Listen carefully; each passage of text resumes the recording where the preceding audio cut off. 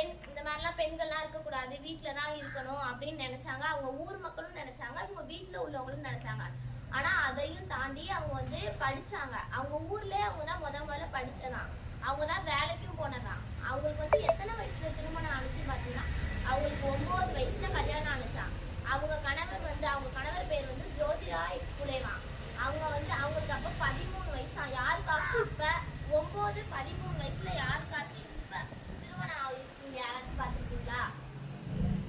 ஆனா அப்போ வந்து பெண்களை அந்த மாதிரி அடிமைப்படுத்தினதுனால அந்த மாதிரி ஆணிச்சான். அவங்க வந்து அதோட அவங்க 2 பேரும் சேர்ந்து ஒரு இது ஸ்கூல் தொடங்கியிருக்காங்க.